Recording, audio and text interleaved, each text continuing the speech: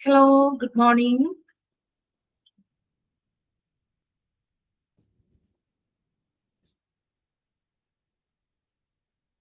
Hello, good morning. Unmotivated good morning on the Prashio. Good morning, Miss. Okay, good morning. എല്ലാവരും ക്യാമറയൊക്കെ on ചെയ്തേ class start ചെയ്യാലോ.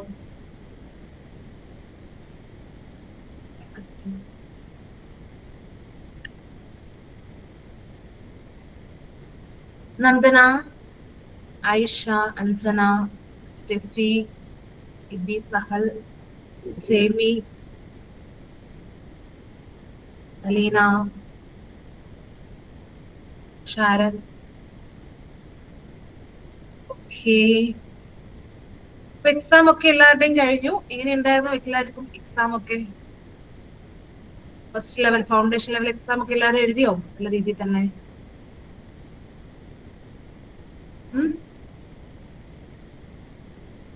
എങ്ങനെ ഉണ്ടായിരുന്നു എല്ലാവർക്കും? ഒന്നും പറയാനില്ല ആർക്കും. നല്ലതായിരുന്നു എന്നുള്ളൊരു തംസപ്പ് എങ്കിലും ഇടാവോ?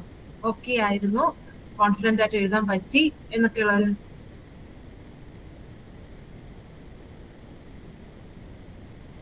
ചിലർക്ക് ഡൗട്ടാണോ? ഓക്കെ, ഇപ്പൊ എക്സാംസ് ഒക്കെ കഴിഞ്ഞു. നമ്മൾ അടുത്ത ലെവലിലേക്ക് വരികയാണ്.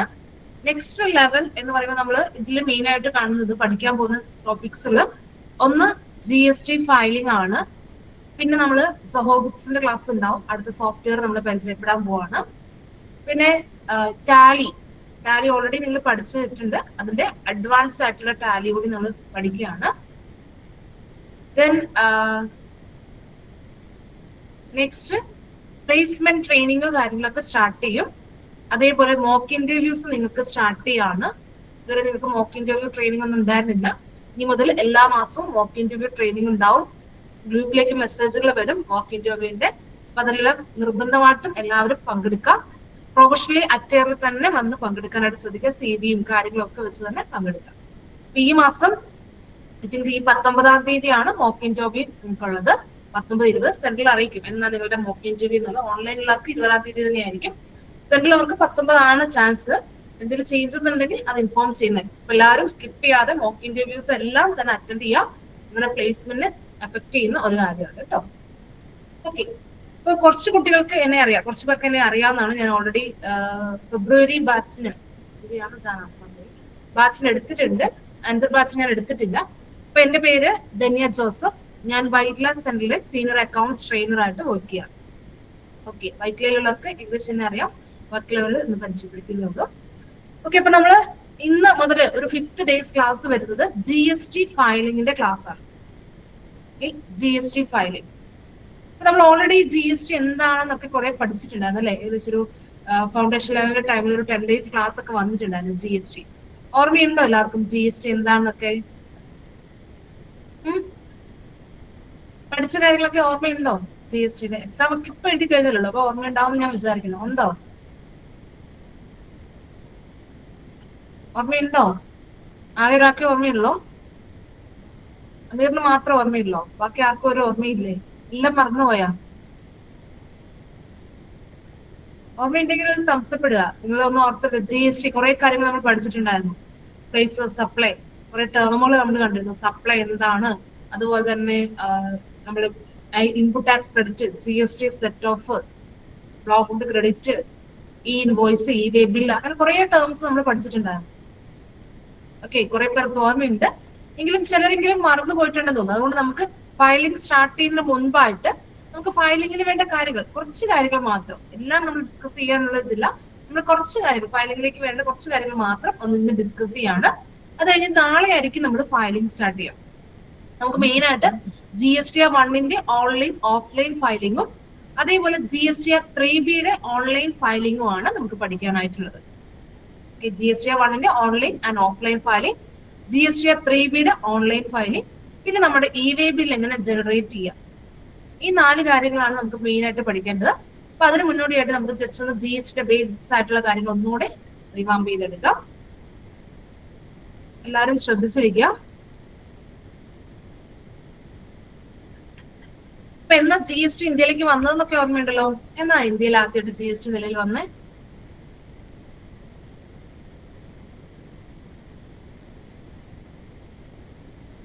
ചുമ്മാ ഒരു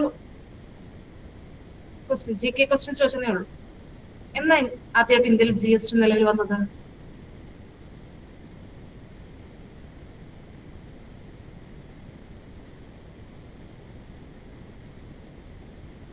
എല്ലാവരോടും കൂടിയാണ്. ഒരാൾ ആൻസർ പറഞ്ഞു നിർത്ത്, അല്ലെങ്കിൽ ഒരാൾ ഒരു ആൻസർ പറഞ്ഞു നിർത്ത്. ആരും ബാക്കിയുള്ളത് ചിലപ്പോൾ ഇത് കറക്റ്റ് ആവാം, തെറ്റാവാം, ഞാൻ ഒന്നും പറഞ്ഞിട്ടില്ല. എന്നാണ് ആദ്യമായിട്ട് ഇന്ത്യയിൽ GST നിലവിൽ വന്നത്?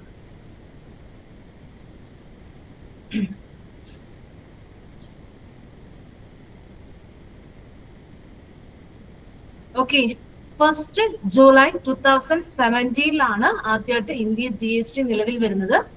ലോകത്തിൽ ആദ്യമായിട്ട് GST നിലവിൽ വന്ന കൺട്രി ഇന്ത്യയൊന്നും അല്ല. ഏത് കൺട്രിയാണെന്ന് അറിയാവോ?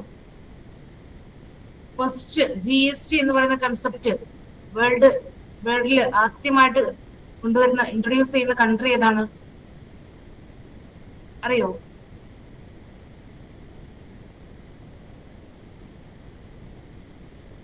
എല്ലാവരുടെയും ഫ്രണ്ടിൽ ഗൂഗിൾ ഉണ്ടല്ലോ, ജസ്റ്റ് ഒന്ന് ഗൂഗിൾ ചെയ്ത് നോക്കി. ഇങ്ങനെയൊക്കെ ചെയ്താൽ നിങ്ങൾ നിങ്ങളുടെ മൈൻഡിൽ നിൽക്കുള്ളൂ. അല്ല ഞാൻ പറഞ്ഞു കഴിഞ്ഞാൽ നിങ്ങൾ മറന്നു പോകത്തന്നെ. ജസ്റ്റ് ഒന്ന് ഗൂഗിൾ ചെയ്ത് നോക്കാം.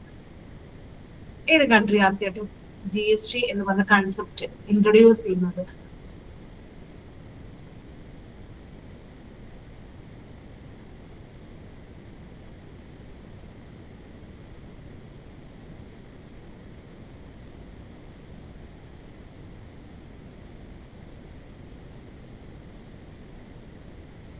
Hands.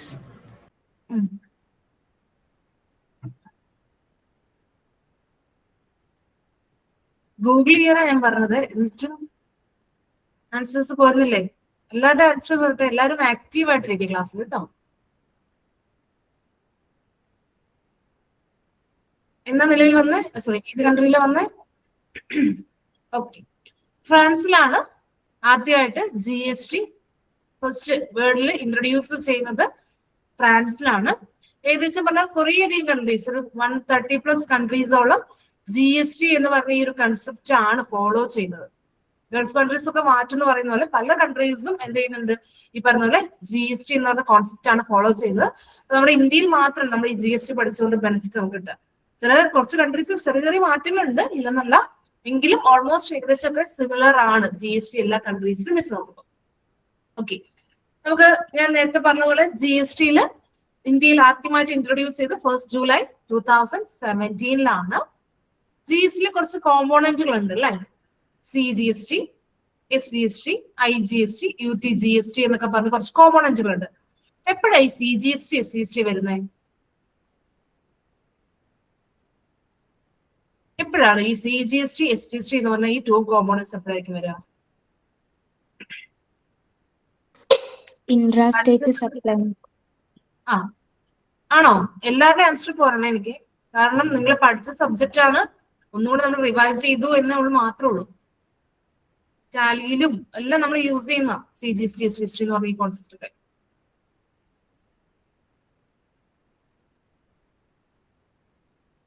Yes, intrastate supply. എന്താ ഈ ഇൻട്രാസ്റ്റേറ്റ് സപ്ലൈ എന്ന് പറഞ്ഞാല്? അതാര് പറയും?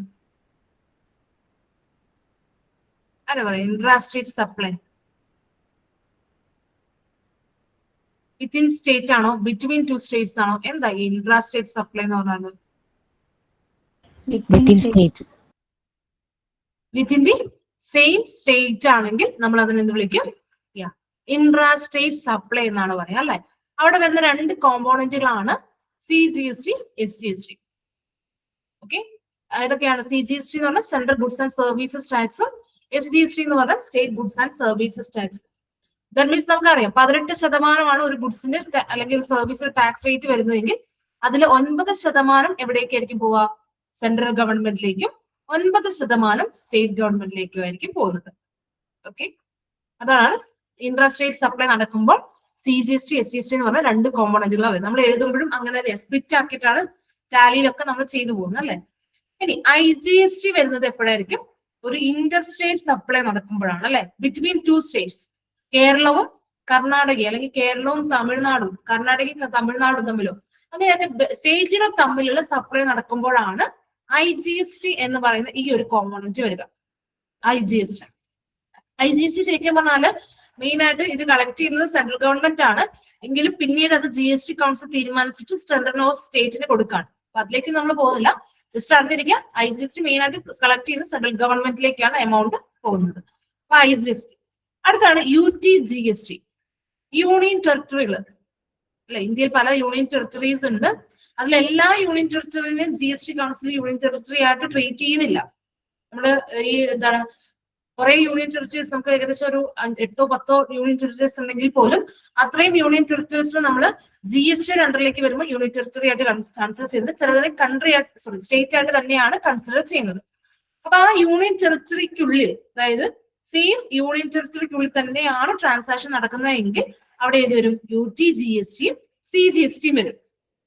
ഓക്കെ, സെയിം പോണ്ടിച്ചേരി അതൊരു യൂണിയൻ ടെറിട്ടറി ആണ്. ഈ പോണ്ടിച്ചേരിക്കുള്ളിൽ തന്നെയാണ് സപ്ലൈ നടക്കുന്നത്. ബയറും സെല്ലറും പോണ്ടിച്ചേരിക്കുള്ളിൽ തന്നെയാണെങ്കിൽ അവിടെ വരിക UTGSTയും CGSTയും ആയിരിക്കും.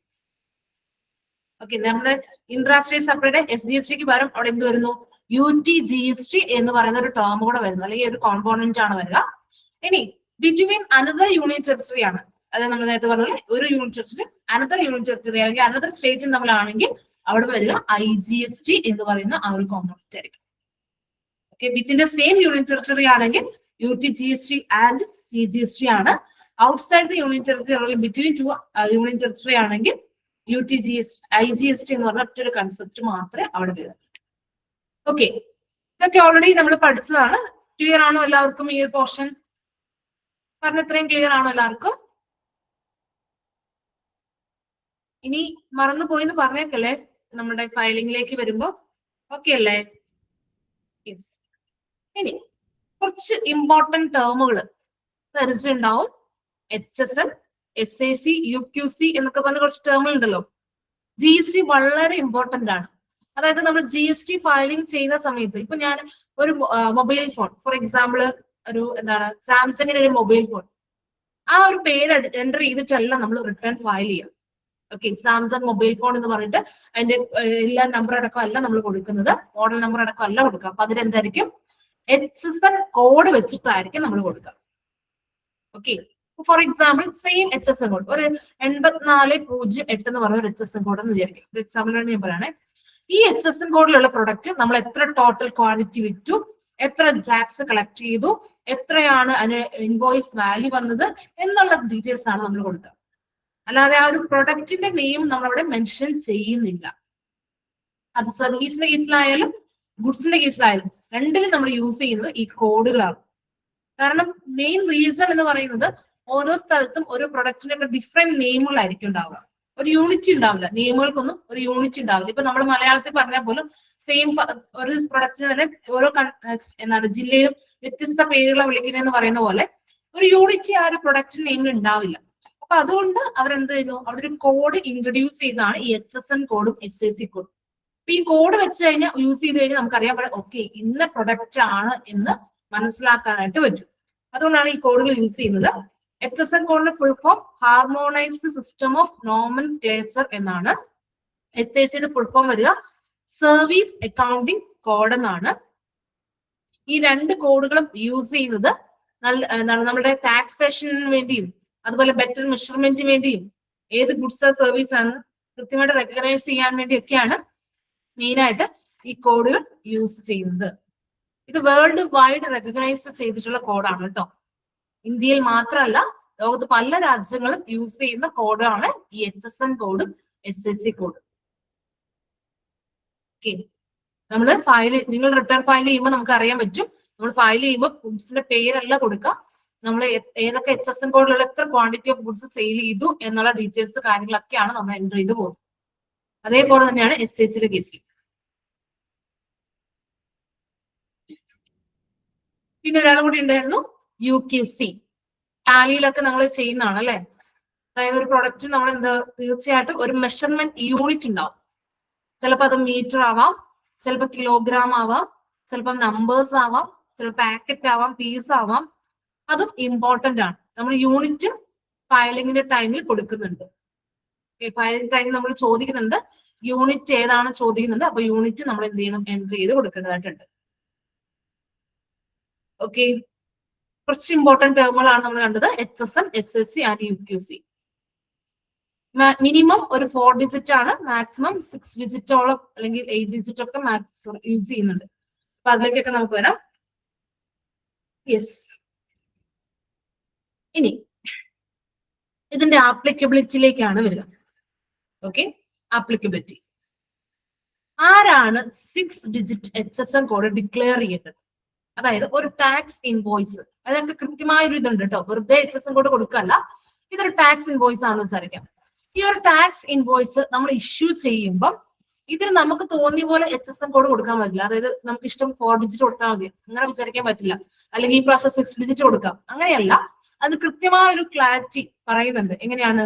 നമ്മളുടെ കമ്പനിയുടെ ടേൺ ഓവർ, ഓക്കെ, പ്രോഫിറ്റ് അല്ല, ടേൺ ഓവർ ആണ് കേട്ടോ, വിറ്റ് വരവ് ടേൺ ഓവർ 5 കോടിക്ക് മുകളിലാണ് എങ്കിൽ, നമ്മുടെ കമ്പനിയുടെ തൊട്ട് മുമ്പുള്ള പ്രിസീഡിംഗ് ഫിനാൻഷ്യലിലെ ടേൺ ഓവർ 5 കോടിക്ക് മുകളിലാണ് എങ്കിൽ നമ്മൾ ഇഷ്യൂ ചെയ്യുന്ന എല്ലാ ടാക്സ്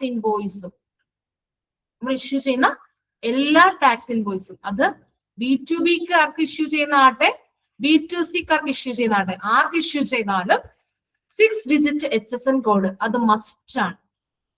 നിർബന്ധമായിട്ടും 6 digit HSN code declare ചെയ്തിട്ടുണ്ടാവണം.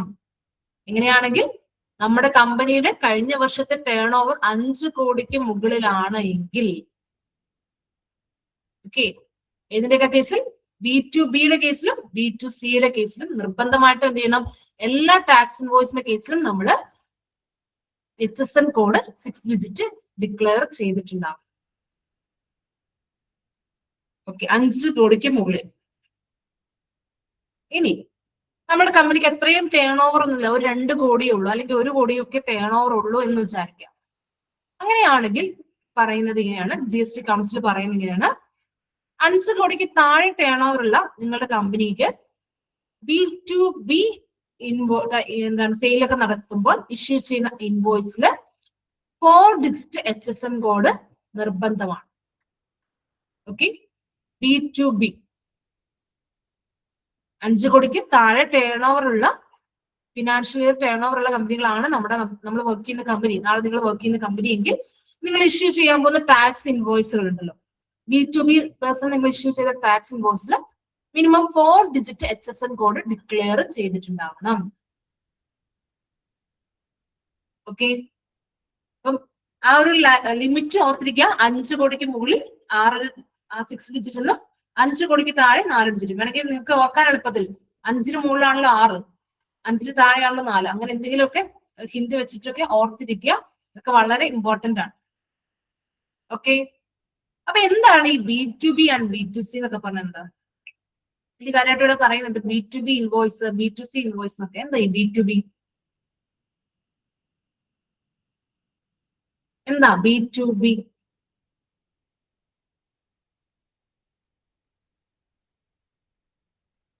I think +2 ഒക്കെ കൊമേഴ്സ്, +2ലായാലും ഡിഗ്രിയിലായാലും ഒക്കെ നമ്മൾ പഠിക്കുന്ന ടേമാണ് B2B. business to business.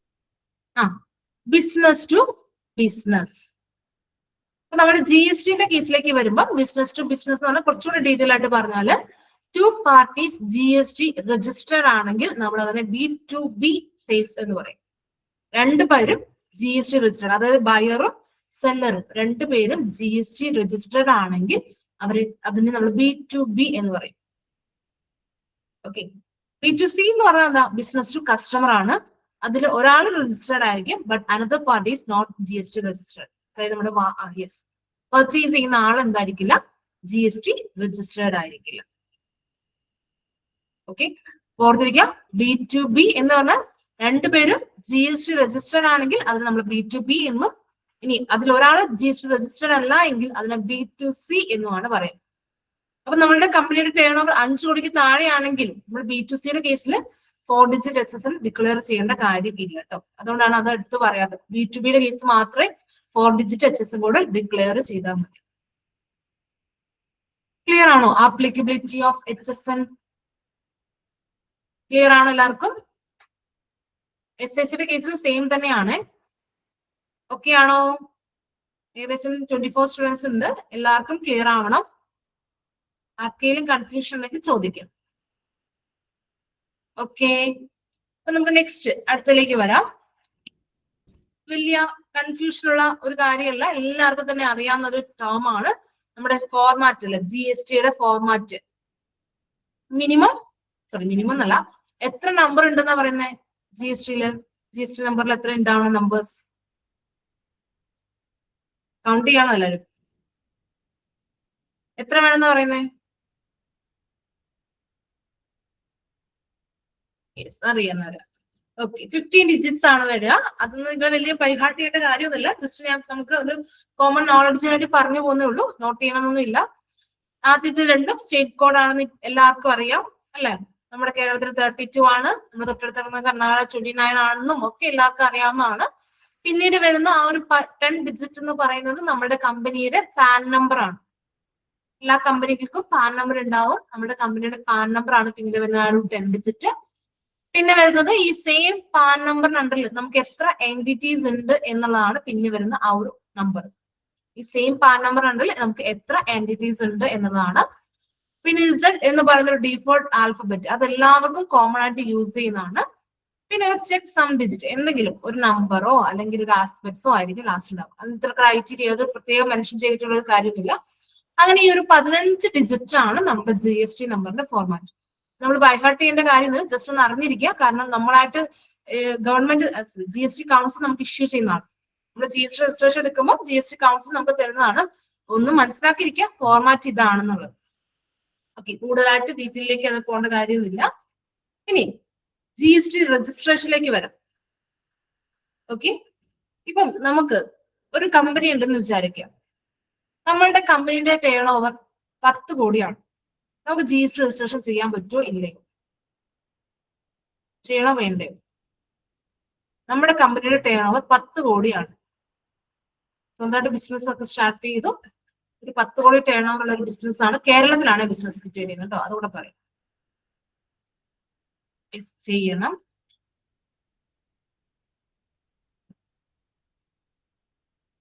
വേറെ ആരും ചെയ്യൂലേ? ആകെ 2 പേര് GST രജിസ്ട്രേഷൻ എടുക്കുന്നുള്ളൂ.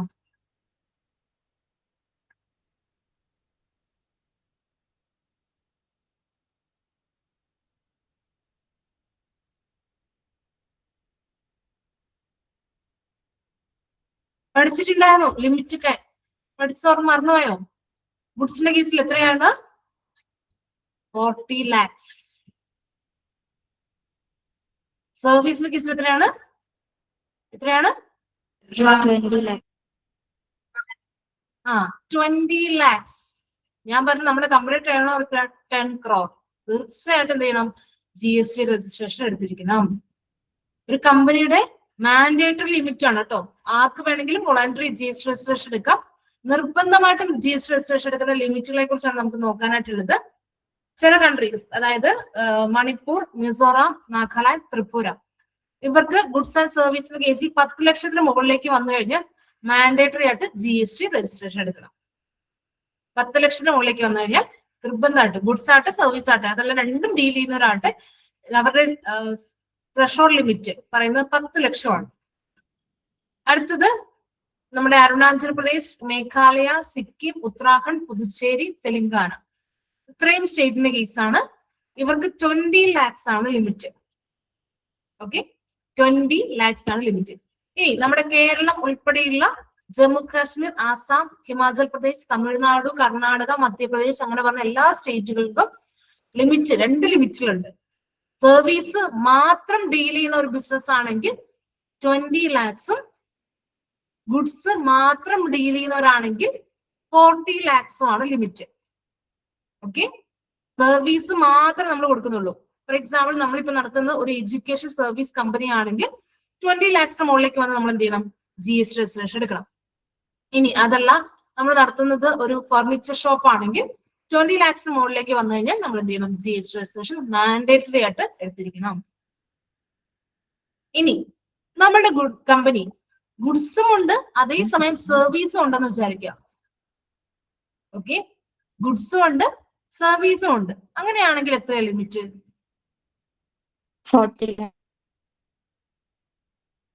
40 lakhs ആണോ? ഗുഡ്സും ഉണ്ട് അതേസമയം സർവീസും ഉണ്ട്. 2 പരിപാടിയും നമ്മൾ ചെയ്യുന്നുണ്ട്. അങ്ങനെയാണെങ്കിൽ എത്രയാണ് ലിമിറ്റ്?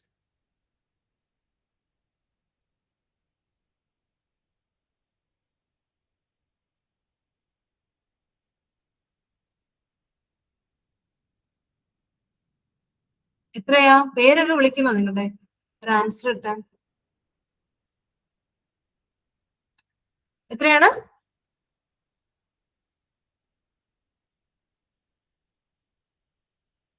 20 lakh ആണ് കേട്ടോ. അറിയാത്തൊരു നോട്ട് ചെയ്ത് വെക്കുക. 20 lakhs ആണ്. ഗുഡ്സ് ആൻഡ് സർവീസ് രണ്ടും ഡീൽ ചെയ്യുന്ന ഒരു കമ്പനിയിലാണ് നിങ്ങൾ വർക്ക് ചെയ്യുന്നതെങ്കിൽ അപ്പൊ നിങ്ങളോട് ചോദിക്കാണ് എപ്പോഴാണ് രജിസ്ട്രേഷൻ എടുക്കേണ്ടതെന്ന് വെച്ച് കഴിഞ്ഞാൽ 20 lakhs മുകളിലേക്ക് ടേൺ ഓവർ വന്നു കഴിഞ്ഞാൽ GST രജിസ്ട്രേഷൻ മാൻഡേറ്ററി ആയിട്ട് എടുത്തിരിക്കണം. ഓക്കെ, അപ്പൊ ഇത്രയാണ് രജിസ്ട്രേഷനെ കുറിച്ച് പറയാനായിട്ടുള്ളത്. Next types of supply. നമുക്കറിയാം കുറച്ച് ടൈപ്സ് ഓഫ് സപ്ലൈസ് ഉണ്ട്. ടാക്സബിൾ സപ്ലൈസും നോൺ ടാക്സബിൾ സപ്ലൈയും. ഓക്കെ, മെയിൻ ആയിട്ട് 2 ടൈപ്പ് ഓഫ് സപ്ലൈസ് ആണുള്ളത്. ടാക്സബിൾ സപ്ലൈയും നോൺ ടാക്സബിൾ സപ്ലൈയും. ഇനി ഈ ടാക്സബിൾ സപ്ലൈ 3 ക്ലാസിഫൈ ചെയ്തിട്ടുണ്ട്. Regular taxable supply, nil rated supply, zero rated supply. ഓർമ്മയുണ്ടോ? റെഗുലർ ടാക്സബിൾ സപ്ലൈ എന്ന് പറഞ്ഞാൽ എന്താ?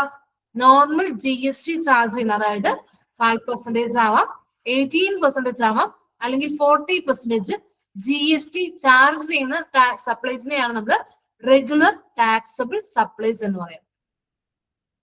ഓക്കെ, നോർമൽ GST ചാർജ് ചെയ്യുന്ന സപ്ലൈസിനെയാണ് നമ്മൾ എന്ത് വിളിക്കുക? റെഗുലർ ടാക്സബിൾ സപ്ലൈസ് എന്ന് പറയും.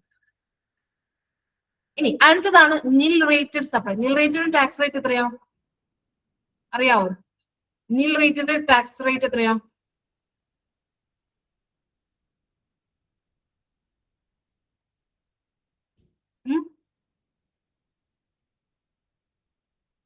ആ, 0% ആണ് ടാക്സ് റേറ്റ് വരിക. 0% ആണ് ടാക്സ് റേറ്റ് വരുന്നത്. സീറോ റേറ്റിനും 0% തന്നെയാണ് ടാക്സ് റേറ്റ് വരുന്നത്. ഇത് തമ്മിലുള്ള ചെറിയ ഡിഫറൻസ് എന്ന് പറയുന്നത്, നിൽ റേറ്റഡ് സപ്ലൈസ് ആണെങ്കിൽ നമുക്ക് ഇൻപുട്ട് ടാക്സ് ക്രെഡിറ്റ് ക്ലെയിം ചെയ്യാനായിട്ട് പറ്റില്ല. Cannot claim input tax credit. Zero rated supply ആണെങ്കിൽ നമുക്ക് എന്ത് ചെയ്യാൻ പറ്റും? ഇൻപുട്ട് ടാക്സ് ക്രെഡിറ്റ് ക്ലെയിം ചെയ്യാനായിട്ട് പറ്റും. ഓക്കെ, അതാണ് അത് തമ്മിലുള്ള ഡിഫറൻസ്. നിൽ റേറ്റഡ് സപ്ലൈ ആണെങ്കിൽ 0%, സീറോ റേറ്റഡ് സപ്ലൈ ആണെങ്കിൽ 0% തന്നെയാണ്. എന്നാൽ ഇത് തമ്മിലുള്ള ഡിഫറൻസ് പറഞ്ഞാൽ നിൽ റേറ്റഡ് സപ്ലൈയുടെ കേസിൽ നമുക്ക് ഇൻപുട്ട് ടാക്സ് ക്രെഡിറ്റ് ക്ലെയിം ചെയ്യാനായിട്ട് പറ്റില്ല. സീറോ റേറ്റഡ് സപ്ലൈ, അതായത് മെയിനായിട്ട് സ്പെഷ്യൽ എക്കണോമിക് സോണിലൊക്കെ നടക്കുന്ന സപ്ലൈ ആണ് ഈ സീറോ റേറ്റഡ് സപ്ലൈ. അവിടെ നമുക്ക് ഇൻപുട്ട് ടാക്സ് ക്ലെയിം ചെയ്യാനായിട്ട് പറ്റും. ഇനി അടുത്തതാണ് non taxable supply, exempted supply. അതായത് ചില ഡെയിലി എസെൻഷ്യൽസ് ആയിട്ടുള്ള ഗുഡ്സുകൾ, മെയിനായിട്ട് പറഞ്ഞാൽ fresh vegetables, fresh fruits, milk, yoghurt, milk, പിന്നെന്താണ് ബ്രെഡ്, ഇതൊന്നും നമ്മൾ എന്താ കൊടുക്കേണ്ട കാര്യമില്ല? GST കൊടുക്കേണ്ട കാര്യമില്ല. ഡെയിലി എസെൻഷ്യൽസ് ആയിട്ട് കുറച്ച് ഗുഡ്സ് ആണ്. അപ്പൊ അതിനെ ഒക്കെ GST ഒഴിവാക്കിയിട്ടുണ്ട്. അത് നമ്മൾ എന്ത് വിളിക്കും? എക്സംപ്റ്റഡ് സപ്ലൈ എന്ന് പറയും. എന്നാൽ നോൺ GST സപ്ലൈ എന്ന് പറഞ്ഞാല് GST ഇല്ല, എന്നാൽ വേറെ ഇൻഡയറക്റ്റ് ടാക്സുകളുള്ള സപ്ലൈനെയാണ് നോൺ GST സപ്ലൈ എന്ന് പറയുന്നത്. GST എന്ന് പറയുന്ന ടാക്സ് ഇല്ല, പക്ഷെ മറ്റ് ഇൻഡയറക്റ്റ് ടാക്സുകളുള്ള സപ്ലൈസിനെയാണ് നോൺ GST സപ്ലൈസ് എന്ന് പറയുന്നത്. Okay, for example alcohol for human consumption, petroleum products, ഇതൊക്കെ എക്സൈസ് ഡ്യൂട്ടി ആണുള്ളത്, GST അല്ല ഉള്ളത്. അനദർ ഇൻഡയറക്ട് ടാക്സ് ആയിട്ടുള്ള എക്സൈസ് ഡ്യൂട്ടി ആണ് നിലവിലുള്ളത്. Okay, these are the types of supply. Main ആയിട്ട് ടാക്സബിൾ സപ്ലൈ ഉണ്ട്, നോൺ ടാക്സബിൾ സപ്ലൈ ഉണ്ട്. ടാക്സബിൾ സപ്ലൈ 3 ക്ലാസിഫൈ ചെയ്യാം. Regular taxable supply, nil rated supply, zero rated supply. Regular മനസ്സിലായല്ലോ? Zero റേറ്റും നിൽ റേറ്റും നമ്മുടെ ഡിഫറൻസ്. സീറോ റേറ്റിൽ നമുക്ക് ഇൻപുട്ട് ടാക്സ് ക്രെഡിറ്റ് ക്ലെയിം ചെയ്യാം എന്നുള്ളതാണ്. ഇനി നോൺ ടാക്സബിളിന്റെ എക്സംപ്റ്റഡ് സപ്ലൈ എന്ന് പറഞ്ഞാൽ കംപ്ലീറ്റ്ലി ഒരു ടാക്സും ഇമ്പോസ് ചെയ്യാത്ത സപ്ലൈസ് ആണ് എക്സംപ്റ്റഡ് സപ്ലൈ എന്ന് പറയാം. എന്നാൽ നോൺ GST സപ്ലൈ എന്ന് പറഞ്ഞാൽ എന്താണ്? അവിടെ അനദർ ഇൻഡയറക്ട് ടാക്സ്, നിലവിലുണ്ട് എന്നതാണ്. ക്ലിയർ ആണോ ടൈപ്സ് ഓഫ് സപ്ലൈ? ഓക്കെ ആണോ?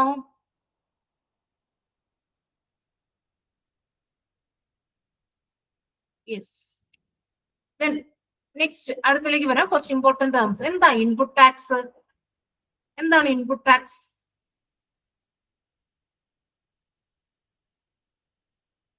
What do you mean by input tax? Purchase ചെയ്യുമ്പോൾ കൊടുക്കുന്ന answer tax.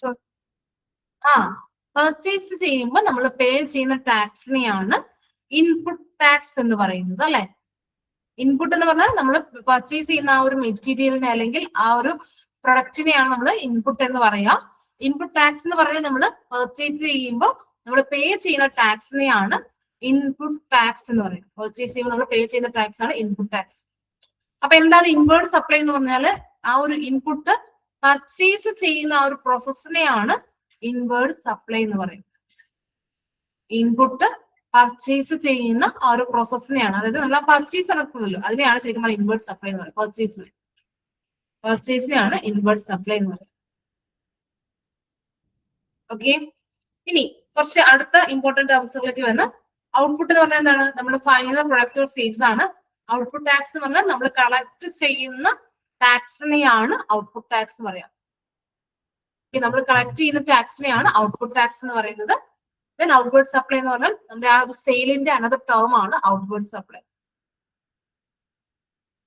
Okay, outward supply എന്ന് പറഞ്ഞാൽ നമ്മുടെ സെയിലിന്റെ മറ്റൊരു ടേം ആണ് ഔട്ട്വേർഡ് സപ്ലൈ.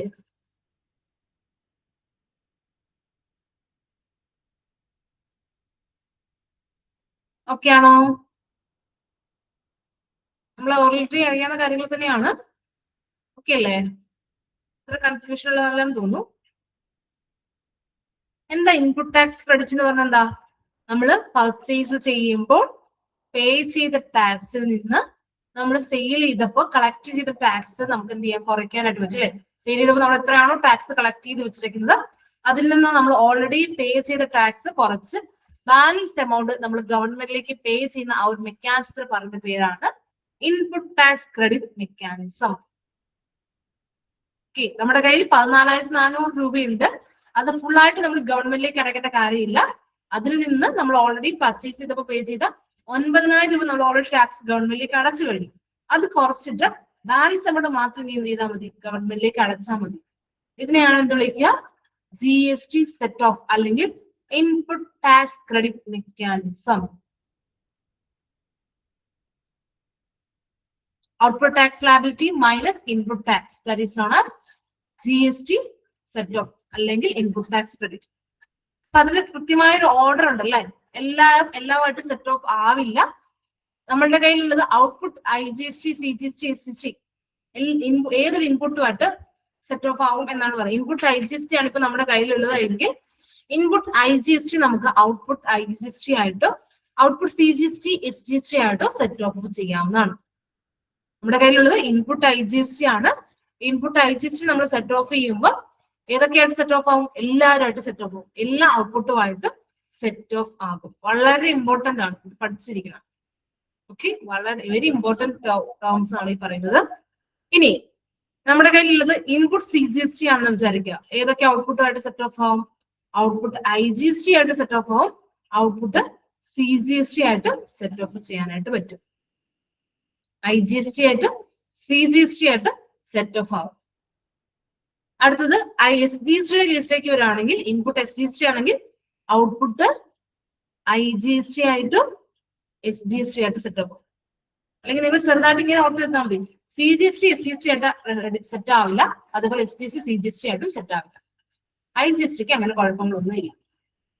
എങ്ങനെയാണ് നിങ്ങൾക്ക് ഓർത്തിരിക്കാൻ എളുപ്പം ആ ഒരു മെത്തേഡിൽ ഓർത്ത് ചെയ്യുക. അത് ബൈ ഹാർട്ട് ചെയ്ത് പഠിക്കരുത്, നിങ്ങളുടേതായ രീതിയിൽ പഠിച്ച് വെക്കുക. ഓക്കെ, IGST ആരുമായിട്ടും സെറ്റ് ഓഫ് ആവും. CGST IGST CGST ആയിട്ട് മാത്രമേ സെറ്റ് ഓഫ് ആവുള്ളൂ. SGST IGST SGST ആയിട്ട് മാത്രമേ സെറ്റ് ഓഫ് ആവൂ. ക്ലിയർ ആണോ? നോട്ട് ചെയ്തോ എല്ലാവരും? ജസ്റ്റ് ഒന്ന് സ്ക്രീൻഷോട്ടെങ്കിലും അറ്റ്ലീസ്റ്റ് എടുത്ത് വെക്കുക. വളരെ ഇമ്പോർട്ടന്റ് ആണ്. ഇന്റർവ്യൂവിനൊക്കെ മേ ബി അല്ലെങ്കിൽ നമ്മൾ സെറ്റ് ഓഫ് ചെയ്യുമ്പോൾ നമുക്ക് ഈ ഒരു ബേസ് ഉണ്ടെങ്കിൽ മാത്രം നമുക്ക് GST സെറ്റ് ഓഫ് ചെയ്യാനായിട്ട് പറ്റത്തുള്ളൂ. 3B വരുമ്പോൾ നമ്മൾ GST സെറ്റപ്പ് നമ്മൾ തന്നെയൊക്കെ ചെയ്യേണ്ടതായിട്ട് വരും. ആ സമയത്ത് ഇത് അറിഞ്ഞാൽ മാത്രമേ നമുക്ക് ചെയ്യാനായിട്ട് പറ്റും. ഓക്കെ ആണോ? ക്ലിയർ ആണ് എല്ലാവർക്കും? Okay, yes. ഇനി കുറച്ച് റിട്ടേണുകളെ കുറിച്ച് പറയാണ്. ഞാൻ പറഞ്ഞു നമ്മൾ ഫയലിംഗ് ചെയ്യുന്ന GST 1 ഉം 3B ആണ്. അപ്പൊ നമ്മളുടെ കമ്പനിയുടെ ടേൺ ഓവർ 5 കോടിക്ക് താഴെയാണെങ്കിൽ നിങ്ങൾ അങ്ങനെ എഴുതിയാൽ മതി കേട്ടോ. ഇത് അതേപോലെ കോപ്പി പേസ്റ്റ് ചെയ്ത് എഴുതി വെക്കേണ്ട കാര്യമില്ല. ജസ്റ്റ് ഇങ്ങനെ നോട്ട് ചെയ്യാം. അവർ companies turnover less than 5 crore. അവർ companies turnover less than 5 crore. ബ്രാക്കറ്റിൽ എഴുതുക taxpayer who have not opted for the QRMB scheme. ആ ബ്രാക്കറ്റിൽ അത് എഴുതുക. taxpayers who have not opted for the QRMB scheme. Bracket close here. How to file 2 monthly returns. How to file 2 monthly returns. How to file 2 monthly returns. ഏതൊക്കെയാണ്? GSTR 1 and GSTR 3B. GSTR 1 and GSTR 3B. And 1 annual return. And 1 annual return.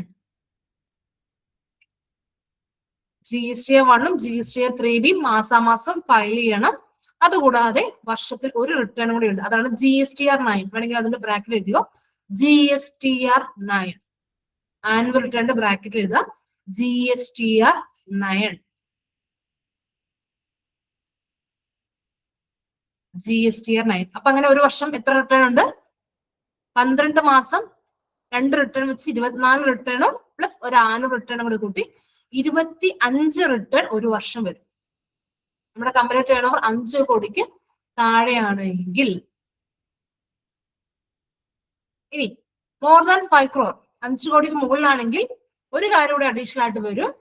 GSTR 9C self certified reconciliation statement form കൂടി നമ്മൾ കൊടുക്കേണ്ടതായിട്ട് submit ചെയ്യേണ്ടതായിട്ട് വരും, file ചെയ്യേണ്ടതായിട്ട് വരും.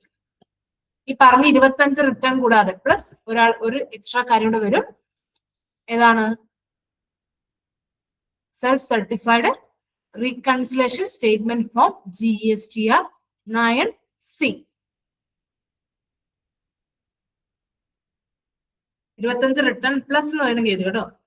25 returns each year plus a self-certified reconciliation statement form GSTR 9C.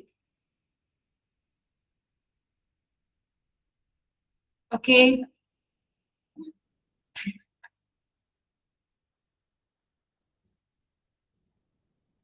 എന്താ GSTR 1 എന്ന് പറഞ്ഞാൽ? What do you mean by GSTR 1? GSTR 1 means detail of outward supply details of taxable goods or services. Details of outward supply. അത്രയെങ്കിലും പഠിച്ചു വെക്കാം കേട്ടോ. നിങ്ങളോട് ഒരാൾ ചോദിക്കണം വാട്ട് മീൻ GSTR 1 എന്ന് ചോദിച്ചാൽ നിങ്ങൾക്ക് ഇത്രയെങ്കിലും പറയാൻ പറ്റണം. Details of outward supply. അതായത് നമ്മുടെ സെയിൽസിന്റെ ഡീറ്റെയിൽസ് മാത്രമേ നമ്മൾ എന്ത് ചെയ്യുന്നുള്ളൂ GSTR 1 ഫയൽ ചെയ്യുന്നുള്ളൂ. ഡ്യൂ ഡേറ്റ് വളരെ ഇമ്പോർട്ടന്റ് ആണ്.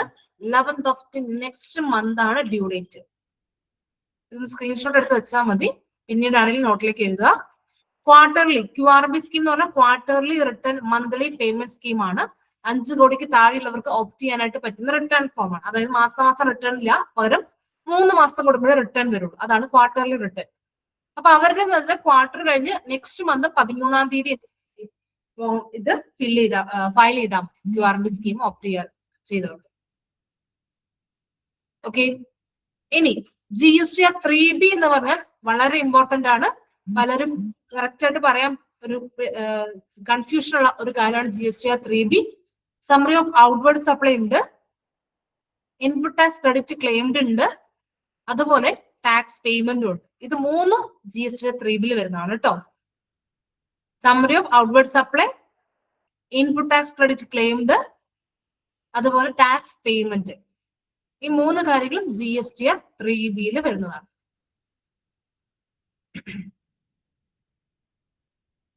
മന്ത്ലി ആണ് റിട്ടേൺ വരുന്നതെങ്കിൽ 20th of the next month ആണ് ഡേറ്റ് വരിക. ക്വാർട്ടർലി ആണെങ്കിൽ 2 ഡേറ്റ് ഉണ്ട്, 22nd ഓർ 24th. കേരളത്തിലൊക്കെ 24th ആണ് വരിക കേട്ടോ. Okay,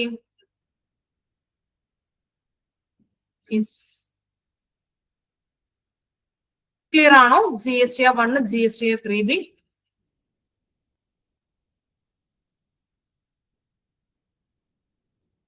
okay, yes. അപ്പൊ ഇത്രയേ ഉള്ളൂ നമുക്ക് തിയറി ബേസ് ഇന്ന് നോക്കാനായിട്ട്. പ്ലസ് ഒരു കാര്യം കൂടി അഡീഷണലി ഞാൻ പറയാം. ഇന്ന് നിങ്ങൾക്ക് പ്രത്യേകിച്ച് വർക്ക് കാര്യങ്ങളൊന്നും ചെയ്യാനില്ല. അതുകൊണ്ട് നിങ്ങൾ എന്ത് ചെയ്യണമെന്ന് വെച്ച് കഴിഞ്ഞാൽ നേരെ നമുക്ക് നാളത്തേക്ക് ചെയ്യാനായിട്ട് ഒരു കാര്യമുണ്ട്. അതായത് GSTയുടെ സൈറ്റിലേക്ക് നിങ്ങൾ ലോഗിൻ ചെയ്യാം. ആക്ച്വൽ GSTയുടെ സൈറ്റിലേക്ക് ലോഗിൻ ചെയ്യാം. ഇൻ കേസ് ലോഗിൻ ID അറിയത്തില്ലെങ്കിൽ അതിന്റെ ക്രെഡൻഷ്യൽ ഞാൻ ഗ്രൂപ്പിലേക്ക്, നമ്മുടെ ചാറ്റ് ബോക്സിലേക്ക് ഇട്ടേക്കാം. ഇതാണ് നിങ്ങൾ കയറേണ്ട സൈറ്റ്, www.gst.gov.in. ഈ ഒരു സൈറ്റിലേക്ക് ലോഗിൻ ചെയ്യുക. ഓക്കെ, ലോഗിൻ ചെയ്ത് കഴിയുമ്പോൾ ഇവിടെ ഒരുപാട് ഓപ്ഷൻസ് കാണും. സർവീസ്, GST ഡൗൺലോഡ്സ് എന്നൊക്കെ പറഞ്ഞ ഒരുപാട് ഓപ്ഷൻസ് ഉണ്ടാവും. അപ്പൊ നാളെ നമുക്ക് ഓഫ്ലൈൻ ചെയ്യാനായിട്ട് നമുക്കിതിൽ കുറച്ച് കാര്യങ്ങൾ ഡൗൺലോഡ് ചെയ്യാനായിട്ടുണ്ട്. അപ്പൊ ആദ്യം നിങ്ങൾ എന്ത് ചെയ്യാം, ഡൗൺലോഡ്സിലേക്ക് പോവാം. നോട്ട് ചെയ്യണേ, GSTയുടെ ഒറിജിനൽ സൈറ്റിലേക്ക് ലോഗിൻ ചെയ്യുക. www.gst.gov.in ലോഗിൻ ചെയ്യുക. അതിൽ ഡൗൺലോഡ്സ് എടുക്കുക. അതിൽ ഓഫ്ലൈൻ ടൂൾ എടുക്കുക. ഡൗൺലോഡ്സിൽ ഓഫ്ലൈൻ ടൂൾ എടുക്കുക. ഓഫ്ലൈൻ ടൂൾ, ഇതില് റിട്ടേൺസ് ഓഫ്ലൈൻ ടൂൾ എടുക്കുക. റിട്ടേൺസ് ഓഫ്ലൈൻ ടൂൾ എടുക്കുക. ഡൗൺലോഡ്സ് എടുക്കുക, ഓഫ്ലൈൻ ടൂൾ എടുക്കുക. അതിൽ റിട്ടേൺസ് ഓഫ്ലൈൻ ടൂൾ എടുക്കുക. ഇതുവരെ ക്ലിയർ ആണോ എല്ലാവർക്കും? പാത്ത് ഓക്കെ അല്ലേ? ഇതില് ഡൗൺലോഡ് എന്ന് പറഞ്ഞ ഓപ്ഷൻ ഉണ്ട്, അതിൽ ക്ലിക്ക് ചെയ്യാം. ഡൗൺലോഡ് എന്ന് പറഞ്ഞ ഓപ്ഷൻ ഉണ്ട്, അതിൽ ക്ലിക്ക് ചെയ്യാം.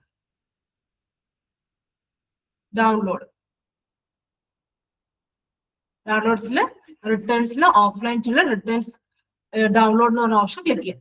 ശരിക്കും നമുക്ക് ഓഫ്ലൈൻ ഫയൽ ചെയ്യാനായിട്ട് നമുക്കൊരു ടെംപ്ലേറ്റ് ആവശ്യമുണ്ട്. ഓക്കെ, അതായത് നമ്മൾ വെറുതെ ഒരു എക്സൽ ഡാറ്റ ടൈപ്പ് ചെയ്ത് കൊടുക്കല്ല, അതിന്റെ ടെംപ്ലേറ്റ് GSTയുടെ സൈറ്റ് നമുക്ക് പ്രൊവൈഡ് ചെയ്യുന്നുണ്ട്. അതിന്റെ ടെംപ്ലേറ്റ് നമ്മളിപ്പോൾ ഡൗൺലോഡ് ചെയ്യണം. അതേപോലെ നമുക്ക് ഒരു ആപ്ലിക്കേഷനും ആവശ്യമുണ്ട്. ഈ രണ്ട് കാര്യങ്ങളാണ് നമ്മൾ ഈ ഡൗൺലോഡ്സ് ചെയ്യുന്നത്. ഞാൻ ഡൗൺലോഡ് ക്ലിക്ക് ചെയ്ത് ഡൗൺലോഡ് ചെയ്തു. ഞാനൊന്ന് കാണിച്ചു തരാം. ഡൗൺലോഡ് ചെയ്യുമ്പോൾ നമുക്ക് GST ഓഫ്ലൈൻ ടൂൾ എന്ന് പറഞ്ഞ് ഇതുപോലൊരു ടൂള് നമ്മുടെ ഫയലിലേക്ക് ഫയൽ എക്സ്പ്ലോറിലേക്ക് ഡൗൺലോഡ് ആയിട്ട് വരും. ആദ്യം നിങ്ങൾ അത് എക്സ്ട്രാക്ട് ചെയ്യാം. റൈറ്റ് ബട്ടൺ ക്ലിക്ക് ചെയ്തിട്ട് എക്സ്ട്രാക്ട് ഓൾ അല്ലെങ്കിൽ എക്സ്ട്രാക്ട് ഓൾ കൊടുത്ത് എക്സ്ട്രാക്ട് ചെയ്യാം. ഓക്കെ, അത് എക്സ്ട്രാക്ട് ചെയ്യാം. ഞാൻ ഓൾറെഡി എക്സ്ട്രാക്ട് ചെയ്ത് വെച്ചിട്ടാണ് റീപ്ലേസ് ചെയ്യണമെന്ന് ചോദിക്കുന്നത്. ഞാനിവിടെ എക്സ്ട്രാക്ട് ചെയ്ത് വെച്ചിട്ടുണ്ട്. അത് ഞാൻ ഓപ്പൺ ചെയ്ത് കാണിക്കാം. ഇതില് GST ഓഫ്ലൈൻ ടൂൾ എന്ന് പറയുന്ന ആപ്ലിക്കേഷൻ ഉണ്ട്. ഓൺലൈനിലുള്ള സ്റ്റുഡൻസ് ഇത് നിർബന്ധമായിട്ടും ഇൻസ്റ്റാൾ ചെയ്യുക നിങ്ങളുടെ സിസ്റ്റത്തിലേക്ക്. ഇനി സെൻട്രലിൽ ഇരിക്കുന്ന സ്റ്റുഡൻസിന് ഓൾറെഡി നിങ്ങളുടെ സിസ്റ്റത്തിൽ അത് ഉണ്ടാവും, നിങ്ങൾക്ക് കാണാം. നമ്മുടെ ഡെസ്ക്ടോപ്പ് എടുത്ത് നോക്കിയാൽ മതി. ഇങ്ങനൊരു ആപ്ലിക്കേഷൻ നിങ്ങളുടെ സിസ്റ്റത്തിൽ ഉണ്ടെങ്കിൽ നിങ്ങൾ അത് ഇൻസ്റ്റാൾ ചെയ്യാനായിട്ട് നിൽക്കണ്ട. ഇല്ലെങ്കിൽ സാധാരണ എന്ത് ചെയ്യാം, ഇൻസ്റ്റാൾ ചെയ്യുന്ന പോലെ ജസ്റ്റ് അതിൽ ക്ലിക്ക് ചെയ്തിട്ട് ഓപ്പൺ ചെയ്യാം. അപ്പം ഇൻസ്റ്റാൾ ചെയ്യണമെന്ന് ചോദിക്കും, യെസ് കൊടുക്കുക. അപ്പൊ അതവിടെ ഇൻസ്റ്റാൾ ആവുന്നുണ്ട്. ചെറിയൊരു വിൻഡോ ഓപ്പൺ ആയിട്ട് വരും. ഒന്ന് വെയിറ്റ് ചെയ്യാം. ഇങ്ങനെ വിൻഡോ ഓപ്പൺ ആയിട്ട് വരും. അതിൽ നിങ്ങൾ നെക്സ്റ്റ് കൊടുക്കുക. എഗെയിൻ ഒന്നുകൂടി നെക്സ്റ്റ് കൊടുത്ത് ഇൻസ്റ്റാൾ കൊടുത്തു കഴിഞ്ഞാൽ നമ്മുടെ ആ ഒരു ആപ്പ് ഇതിലേക്ക് ഇൻസ്റ്റാൾ ആവും. 2 പ്രാവശ്യം നെക്സ്റ്റ് കൊടുക്കുക. അത് കഴിഞ്ഞ് ഇൻസ്റ്റാൾ കൊടുത്തു കഴിഞ്ഞാൽ നിങ്ങളുടെ ആപ്ലിക്കേഷൻ ഇതിലേക്ക് ഇൻസ്റ്റാൾ ആവും. ആദ്യം ഇതൊന്ന് സെറ്റ് ആക്കി വെക്കുക. എന്താണ് ഈ ടൂൾ എന്നൊക്കെ ഞാൻ നാളെ ഡീറ്റെയിൽ ആയിട്ട് പറഞ്ഞുതരാം. ഇതൊന്ന് സെറ്റ് ആക്കി ഇൻസ്റ്റാൾ ചെയ്ത് വെക്കുക. ഇനി രണ്ടാമതായിട്ട് ഇതില് GSTR1 Excel workbook template version 2.0 ഇതിലാണ് നമുക്ക് നാളെ ഡാറ്റാസ് ഒക്കെ എൻട്രി ചെയ്ത് കൊടുക്കാനുള്ളത്. അത് ഓപ്പൺ ചെയ്യുക. ഓക്കെ, അത് ഓപ്പൺ ചെയ്തിട്ട് ഇതിന്റെ ഫസ്റ്റ് ഷീറ്റ്, ഇതൊരു വർക്ക് ബുക്ക് ആണ്. ഇതിന്റെ ഫസ്റ്റ് ഷീറ്റില് ഓരോ ഷീറ്റും എന്താണ് എന്നുള്ളത് കൃത്യമായിട്ട് പറഞ്ഞു തരുന്നുണ്ട്. ഫസ്റ്റ് ഷീറ്റ് ഹെൽപ്പ് ഇൻസ്ട്രക്ഷൻ എന്ന് പറഞ്ഞ ഷീറ്റ് എടുക്കുക. ഇതിൽ ഓരോ ഷീറ്റും എന്താണെന്നുള്ളത് വളരെ ഡീറ്റെയിൽ ആയിട്ട് ഇവിടെ എഴുതിയിട്ടുണ്ട്. അപ്പൊ ഇത് വായിച്ചു നോക്കുക. ഓക്കെ, നിങ്ങൾ നാളത്തേക്ക് വരുമ്പോൾ ഈ ഷീറ്റ് എന്തൊക്കെയാണ്, എന്തൊക്കെ കാര്യങ്ങളാണെന്ന് വായിച്ചു നോക്കി മനസ്സിലാക്കി വയ്ക്കുക. ഡൗട്ട് ഉണ്ടെങ്കിൽ നമുക്ക് നാളെ അത് ക്ലിയർ ചെയ്യാം. ഓരോ ഷീറ്റും നാളത്തേക്ക് നിങ്ങൾ പരിചയപ്പെട്ടിട്ടുണ്ടാവും. Okay, GST original site login ചെയ്ത് ഇത് ഡൗൺലോഡ് ചെയ്യുക, എന്നിട്ട് ആപ്പ് ഇൻസ്റ്റാൾ ചെയ്യുക. ഈ ഒരു ടെംപ്ലേറ്റ് ഓപ്പൺ ചെയ്ത് ഇതിലെ ഷീറ്റുകൾ ഓരോന്നും വളരെ ക്ലിയർ ആയിട്ട് വായിച്ച് മനസ്സിലാക്കി നാളത്തെ ക്ലാസ് അറ്റൻഡ് ചെയ്യാം. ഓക്കെ ആണല്ലോ എല്ലാവരും? ഇന്ന് ചെറിയ ടാസ്കേ ഉള്ളൂ, പ്രത്യേകിച്ച് ഫയലിംഗ് ഒന്നും ചെയ്യാനായിട്ടില്ല. അപ്പൊ ഈ ഒരു കാര്യം എല്ലാവരും നിർബന്ധമായിട്ട് ചെയ്യണം. നാളെ ഞാൻ ചോദിക്കുമ്പോൾ ആൻസേഴ്സ് എനിക്ക് കിട്ടണം. ഇതുപോലെ പതുക്കെ പതുക്കെ അല്ല, പടപടയെന്ന് പറഞ്ഞ ആൻസർ കിട്ടണം കേട്ടോ. ഓക്കെ അല്ലേ? യെസ്. അപ്പം സൈറ്റ് ഇപ്പൊ ഒരു 10 മിനിറ്റ്സ് നിങ്ങൾക്ക് ഒരു ബ്രേക്ക് എടുക്കാം. ബ്രേക്ക് എടുത്തതിന് ശേഷം സൈറ്റിലേക്ക് ലോഗിൻ ചെയ്ത് ആ ഒരു ഓഫ്ലൈൻ ടൂൾ ഡൗൺലോഡ് ചെയ്തിട്ട് റെഡി ആവും കേട്ടോ എല്ലാവരും. അത്രേ ഉള്ളൂ. Thank you all. ഓൺലൈനിലുള്ളവര് മീറ്റിംഗ് കണ്ടിന്യൂ ചെയ്യുക, സെന്റേഴ്സിലുള്ളവർക്ക് മീറ്റിംഗ് ലീവ് ചെയ്യാം കേട്ടോ. Thank U.